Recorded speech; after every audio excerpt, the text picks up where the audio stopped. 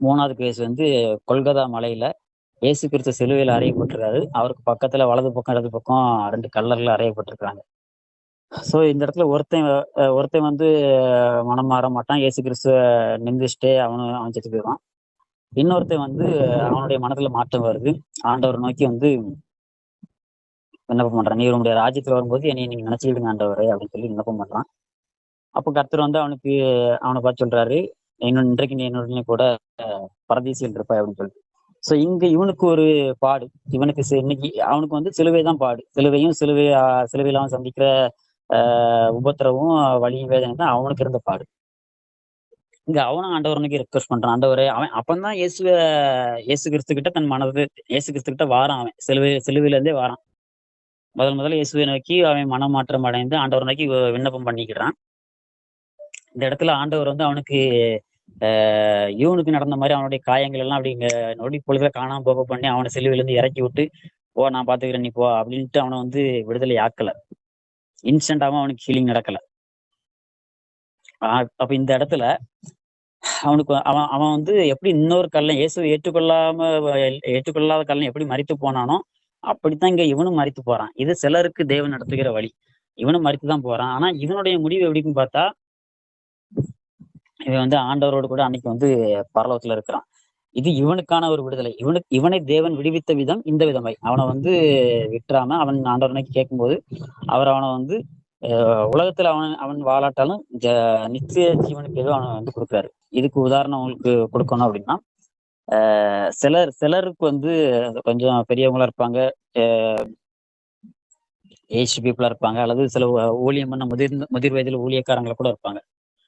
அவங்களுக்கு தேவன் சில வியாதிகள் அப்ப இந்த மாதிரி சிலர் வந்து ஆண்டவர் எடுக்கிறதுக்கு முன்னாடி அவங்களுக்கு சில வியாதி வந்து அவங்களுக்கு வரும். வியாதியோ அல்லது ஏதோ ஒரு பிரச்சனையோ போராட்டம் வியாதின்னு வச்சுக்கிடுவோமே வரும். அவங்களுக்கு எல்லாருக்கும் நம்ம வந்து வேண்டுற மாதிரி அவங்களுக்கும் வியாதியிலிருந்து விடுதலை ஆகணும் அப்படிங்கிற ஒரு எதிர்பார்ப்பு வந்து இருக்கத்தான் செய்யும் நமக்குள்ள. ஆனா தேவன் அவங்களுக்கு வந்து விடுதலை கொடுக்கறது இல்ல. மாறா அவங்கள வந்து பரலோகத்துக்கு நேரா வந்து ஆயத்தப்படுத்திடுறார். பரலோகத்துக்கு அவங்களை எடுத்துறாரு. அவங்களை குறித்த தேவனுடைய சித்தம் வந்து அதுதான். ஆனா இந்த இடத்துல தேவன் வந்து விடுவிக்க விரும்பல. ஆஹ் ஐ மீன் சுகப்படுத்த விரும்பல. சுகப்படுத்தி அந்த சூழ்நிலையை மாத்தி கொண்டு வர விரும்பல. மாறா அவங்க வந்து எடுத்துக்கிறார். அவங்க எடுத்துக்கொள்ளுங்கிறது தான் தேவனுடைய சித்தமா இருக்குது. அவங்களை எடுத்துக்கொள்ளும் பொருட்டு தேவன் அவங்க எடுத்துக்கொள்றதுக்கு முன்னாடி அது தேவனுடைய கணக்கு. அது நமக்கு புரியாது. அவங்களுக்கு ஏன் சில வியாதி வருது. சிலர் ஊழியம் தான் பண்ணிட்டு இருப்பாங்க. ஆனா ஊழியத்தின் பாதியிலுமே அவங்களுக்கு நான் வந்து வயசானவங்களை சொல்றேன். ஒரு 50 வயசு 60 வயசு மேல கடந்த சில ஊழியக்காரங்களுக்கு சில வியாதி வந்திருக்கும். அந்த வியாதி நிமித்தமா அவங்க வந்து மரிச்சு போற மாதிரி இருக்கும். அப்ப இதெல்லாம் நம்ம சில தேவனுடைய கணக்கா இருக்கும். அல்லது தேவன் அவங்களுக்கு இன்னும் பூரணப்படுத்தும் பரலோகத்துக்கு ஏதோ பூரணப்படுத்தும்படிக்கு அந்த வியாதி நிமித்தமா அந்த நாட்கள்ல அவங்கள வந்து பூரணப்படுத்துறதுக்கு எதுவா இருக்கும். இப்படி எவ்வளவோ காரணங்கள் இருக்கும். இது நமக்கு புரியாது. அப்போ சிலரை மட்டும் தேவன் வந்து இந்த மாதிரி நடத்துறாரு. ஆனா இதுவும் நம்ம பார்வையில இது கைவிடப்படுறதா கிடையாது. இது வந்து முழுக்க முழுக்க இது தேவன் நடத்துறது. தேவன் வந்து அவங்கள எல்லா விதத்திலும் பரலோகத்துக்கு எடுத்துக்கொள்றதுக்கு ஏதோ அப்படின்னு நடத்துறாரு. அப்ப 3 டைப் நம்ம பாக்குறோம். ஒண்ணு வந்து உடனடியா விடுதலை தேவன் கொடுத்துடுறாரு. 2வது சில பாடுகளின் பாதையில் நடத்தி ஜீவனுக்கு வருத்தம் உண்டாகிற அளவுக்கு அவங்க சில பாதையில கடந்து போய் அதுக்கப்புறம் விடுதலை பெறுறாங்க. 3வது இந்த மாதிரி அவங்களுக்கு வந்து அவங்க மரணிச்சிடுறாங்க. ஆனா மரணம் தான் அவங்களுக்கான விடுதலை. அந்த மரணத்தின் மூலமா அவங்க வந்து நித்திய ஜீவனை வந்து சுதந்திரிக்கிறாங்க. 2 கலனுக்குமே இருந்த பிரச்சனை ஒண்ணுதான். ஆனா ஒருத்தன் வந்து ஜீவனுக்கு எதுவா போய் சேர்ந்துட்டான். இன்னொருத்தன் வந்து மரணத்துக்கு அவன் வந்து கிறிஸ்துவன்ட்ட போகாதனால அவன் வந்து தப்பா போயிட்டான். சோ இப்போ ஓரளவுக்கு உங்களுக்கு வந்து தேவன் எப்படி விடுவிக்கிறாரு, எப்படியெல்லாம் விடுவிக்கிறாரு அப்படிங்கிறது வந்து ஓரளவுக்கு உங்களுக்கு புரிஞ்சிருக்கும் அப்படின்னு சொல்லி நான் நினைக்கிறேன். அதனால கர்த்தர் வந்து யாரையும் விடுவிக்க மாட்டாரு. அப்படித்தான் இப்படித்தான் அப்படிங்கிற எந்த ஒரு இதுவும் கிடையாது. அவருடைய அவர் எதுல ஸ்பெஷலிஸ்ட்னா அவர் வந்து எது நடக்காதோ அதை நடத்தி காட்டுறதுல தான் அவரு ஸ்பெஷலிஸ்ட். உலகம் எது நடக்காதுன்னு சொல்லுதோ, எது மாறாதுன்னு சொல்லுதோ, எது முடிஞ்சிட்டுன்னு சொல்லுதோ அதுல ஒரு முற்றுப்புள்ளி வைக்கிற விஷயங்கள்ல அவர் கவனம் போட்டு அவர் அதுல அழகா நம்ம நம்ம ஆவிக்குரிய வாழ்க்கை மேல எந்த அளவுக்கு நம்ம சத்தியத்துக்கு உட்பட்டு வாழணும், பரலோகத்துக்கு சேரணும் அப்படிங்கறதுல எந்த அளவுக்கு அவர்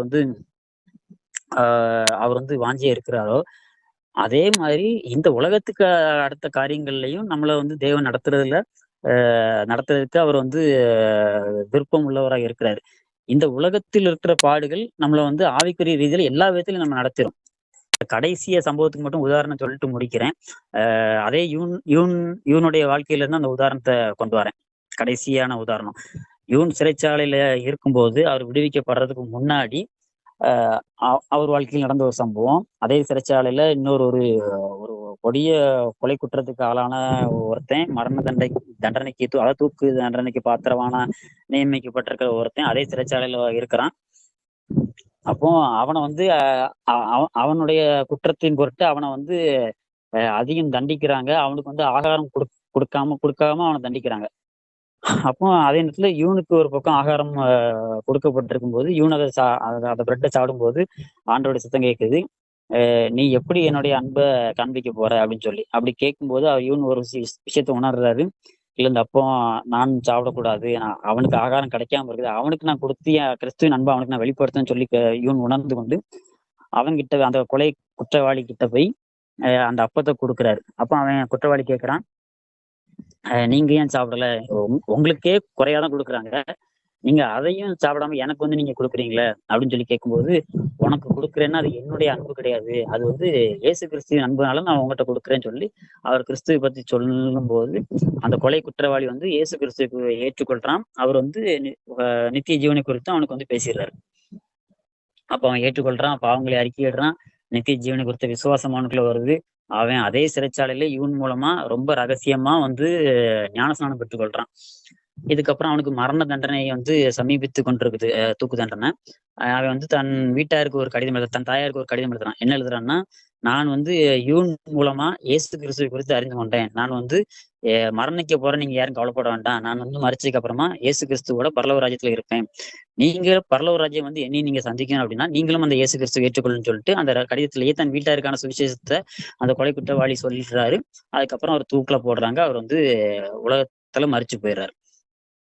சோ யூனை விடுவிச்ச கர்த்தர் கொலை குற்றவாளியையும் விடுவிக்கிறதுக்கு அவருக்கு வந்து கூடாத காரியமே கிடையாது. ஆனா இந்த கொலை குற்றவாளிய தேவன் வந்து இந்த மார்க்கம் நடத்துறாரு. எப்படி அந்த கல்லண கர்த்தர் வந்து சிலுவையிலிருந்து இறங்கி வர பண்ணாம தன் ராஜ்யத்துக்கு சேர்த்து கொண்டாரோ, நான் சொன்ன மற்ற உதாரணங்களின்படி சிலரை வந்து தேவன் உலகத்தின்படி விடுவிக்காம தேவன் தன்னுடைய ராஜ்யத்துக்கு சேர்த்துக் கொள்றார். அது ஒரு காரணம். அந்த பாடுகள்ல அவங்களை உருவாக்கி ராஜ்யத்துக்கு கொண்டு போயிரு. அதே போல இந்த யூன் வாழ்க்கையிலையும் இந்த கொலை குற்றவாளி யூன் விடுவிக்கப்பட்ட மாதிரி விடுவிக்கப்படல. யூன் கூடவே சேர்த்து அந்த கொலை குற்றவாளியும் சேர்த்து வெளியே ஆண்டு அனுப்பியிருக்க முடியும். ஆனா அவரை தேவன் நடத்துகிறது வித்தியாசம் இருக்கு. அப்ப இது முழுக்க முழுக்க தேவன் சார்ந்த விஷயம். ஆனா எல்லாரையும் இந்த 3 கேட்டகரியிலையும் 3 கேஸ்லயும் பேதுருவா இருக்கட்டும், பவுலா இருக்கட்டும், கல்லனா இருக்கட்டும், அல்லது யூனா இருக்கட்டும், அந்த கொலை குற்றவாளி இருக்கட்டும், இங்க யாருமே கைவிடப்பட்டாங்கன்னு கேட்டா யாருமே இங்க கைவிடப்படல. எல்லாருமே தேவனால அற்புதமா விடுதலையாக்கப்பட்டாங்க. ஒவ்வொருடைய விடுதலையும் காலமும் ஒவ்வொரு விடுதலையாக்கப்பட்ட நேரமும் தான் வித்தியாசமா இருக்கு. நான் கடைசியா 2 வசனத்தை மட்டும் சொல்லிட்டு முடிக்கிறேன். யோவான் 14:12 என்ன சொல்லுதுன்னா, என்னை விசுவாசிக்கிறவன் நான் செய்த கிரியைகளை தானும் செய்வான், என்னிலும் அதிகமாக செய்வான். சோ நமக்கு இப்படிப்பட்ட தேவன் அற்புதம் செய்வாருங்கிற விசுவாசம் நமக்கு தேவைப்பட வேண்டியதா இருக்குது. நம்மை கொண்டு செய்வார் அப்படிங்கிற விஷயம், அதுவும் கிறிஸ்துவை காட்டிலும் 2 மடங்கு அதிகமா செய்யக்கூடிய அளவுக்கு தேவன் வசனத்தை எழுதி வச்சுட்டு போயிருக்கிறாரு அப்படிங்கிற விசுவாசமும் நமக்கு தேவைப்படுது. நம்ம வாழ்க்கையில ஆண்டவர் நம்மளை விடுவிப்பார் அப்படிங்கிற எண்ணமும் நமக்கு வேணும். நம்மை கொண்டு அல்லது மற்றவர்களுக்கு விடுதலை உண்டு, நம்மை கொண்டு மற்றவர்களை விடுவிப்பார், அல்லது ஊழியர்களை கொண்டு தேவனை விசுவாசிக்கிற விசுவாசிகளை கொண்டு தேவன் ஜனங்களை விடுவிப்பார் அப்படிங்கிற மிகப்பெரிய ஒரு தெளிவு நமக்கு வந்து ரொம்ப ரொம்ப ரொம்ப அவசியமா இருக்குது. ஏன் அவசியமா இருக்கு அப்படின்னா, இன்னொரு வசனமும் இருக்குது. என்ன வசனம்னா மத்தேயு, ஏனெனில் கள்ள கிறிஸ்துக்களும் கள்ள தீர்க்கதரிசிகளும் எழும்பி கூடுமானால் தெரிந்து கொள்ளப்பட்டவர்களையும் வஞ்சிக்கத்தக்கதாக பெரிய அடையாளங்களையும் அற்புதங்களையும் செய்வார்கள். இங்க வசனம் தெளிவா எழுதியிருக்கு. கள்ள கிறிஸ்துவும் கள்ள தீர்க்கதரிசி எழும்பி தெரிந்து கொள்ளப்பட்டவங்களையும் வஞ்சிக்கிற மாதிரி அவன் பெரிய அற்புதத்தையும் பெரிய அடையாளத்தையும் அவன் செய்வானா. ஆனா நம்ம ஆட்கள் இயேசு கிறிஸ்து ஒன்றும் செய்ய மாட்டார், அவர் வந்து சும்மாதான் இருப்பாருன்னு சொல்லிட்டு நம்ம ஆட்கள் இங்க புதுசா கிளம்ப ஆரம்பிச்சிருக்காங்க. வசனம் தெளிவா சொல்றது, நம்ம செய்யல, நம்ம வந்து விட்டுட்டோம் அப்படின்னா, நம்ம விட்டாலும் விடத்தாலும் கள்ள கிறிஸ்து வந்து எழும்பி செய்வானா. கள்ள கிறிஸ்து எழும்பி செய்யறதுனால விசுவாசிகள் மட்டும் இல்ல, புறஜாதிகள் மட்டும் இல்ல, தெரிந்து கொள்ளப்பட்டவர்களும் அவன் செய்யற அற்புதத்தை பார்த்து அவன் செய்யற அதிசயத்தை வசனம் தெளிவா சொல்றது. அற்புதம் மட்டும் இல்ல, அதிசயம் செய்வான். அதிசயம் என்னது? செங்கடல் பிளந்துச்சு இல்லையா, அதுக்கு பேர் தான் அதிசயம். யோர்தான் பிளந்துச்சு இல்லையா, அதுக்கு பேர் அதிசயம். எரிகோ விழுந்துச்சு இல்லையா, அதுக்கு பேர் அதிசயம். இப்படிப்பட்ட அதிசயங்களையும் அவன் செய்வானா. நமக்கு மனத்தெளிவு உள்ளவங்களா இருக்க வேண்டியது அவசியமா இருக்குது. அந்த விசுவாசம் நமக்கு வந்து எல்லை இல்லாத அளவுக்கு இருக்க வேண்டியது அவசியமா இருக்குது. வசனம் சொல்லுது, என்னை விசுவாசிக்கிறோம் நான் செய்த கிரியைகளை தானும் செய்வான், என்னிலும் அதிகம் அதிகமாய் செய்வான்னு சொல்லி வசனம் சொல்லுது. அதனால இதுதான் மெசேஜ், இதுதான் சத்தியம். இதைத்தான் நான் நம்புறேன். மாற்று கருத்தே கிடையாது. நம்ம வந்து பாடுபடணுங்கிறதுல மாற்று கருத்து கிடையாது. பாடுகளின் வழியா பரலோகத்துக்கு போகணுங்கிறதுல மாற்று கருத்து கிடையாது. ஆனா நமக்கு விடுதலை உண்டு. தேவன் விடுவிப்பார் அப்படிங்கிற எந்த இதுலயும் மாற்று கருத்தே கிடையாது. எனக்கான விடுதலை இன்னைக்கா இருக்கலாம், நாளைக்கா இருக்கலாம். ஆனா எனக்கு மரணமே இருந்தா கூட அது எனக்கான விடுதலையா தான் இருக்குமே ஒழிய, அதுக்கு அது அது நான் கைவிடப்பட்ட ஒரு காரியமா இருக்காது.